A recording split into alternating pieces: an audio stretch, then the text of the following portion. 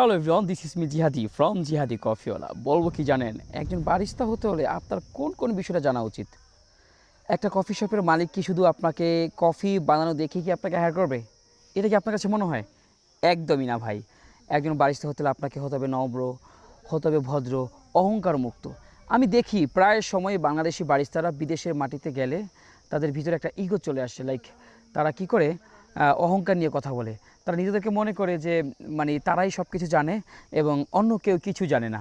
So এইটা হচ্ছে আমাদের বাংলাদেশিদের একটা প্রবলেম। সো আমরা নিজেকে সব জানতা মনে করি। আসলে পৃথিবীতে কেউ পুরোপুরি 100% সব জানতা না, মানে সব কিছু জানে এরকম মানুষ পৃথিবীতে কেউ নাই।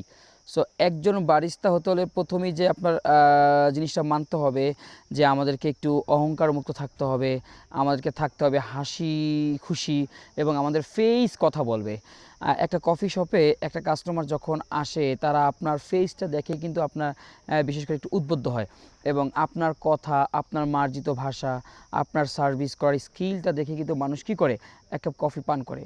আমরা কি করি, আমাদের দোকানে যদি কেউ কাস্টমার হিসেবে আসে আমরা চিন্তা করি যে আমরা যেন এই কফিটা তার কাছে আরেকবার সেল করতে পারি, সে যেন রিটার্ন আমাদের কফি শপে আসে। এই জন্য আমরা কী করি, কাম এগেইন বলি, থ্যাঙ্কস ফর কামিং বলি, হ্যাভ এ গুড ডে বলি, তারপর কী বলি, গুড নাইট বলি, আসলে হ্যালো স্যার হ্যালো ম্যাডাম বলি, হাসি খুশিভাবে তাকে বসতে দেই, মেনু সাজেস্ট করি এবং খাবারে বা ড্রিঙ্কসে কোনো প্রবলেম হলে আমরা কি করি, আমরা যেটা করি সবার আগে চেঞ্জ করে দেই, সরি বলি। সো কফি শপের বিষয়টা হচ্ছে কি, মানুষ এখানে টাকা ইনভেস্ট করে তার সময়টা কিনে নিচ্ছে। এক কাপ কফি কিন্তু মানুষ না খেলেও তার দিন কিন্তু পার হবে, কিন্তু সে একটা কফি বাংলাদেশি টাকা যদি 200 থেকে 300 টাকা কিনে, তাহলে বুঝে নিতে হবে যে সে আপনার ওই কফি শপে যতটুকু সময় স্পেন্ড করবে সেটা কিন্তু সে কিনে নিচ্ছে। তো তার অধিকার হচ্ছে সে ভালো বিহেভ আমাদের কাছ থেকে আশা করতেই পারে। এবং বিশেষ করে আপনার প্রপার ওয়েতে বানানো জানতে হবে এবং হচ্ছে আপনার মিল্ক ফ্রোথিং জানতে হবে, লাতে আর্ট জানতে হবে, নলেজ, যেটা একটা কাস্টমার যখন একটা কাউন্টারে এসে কোশ্চেন করে এই কোশ্চেনের অ্যান্সার আপনাকে দিতে হবে।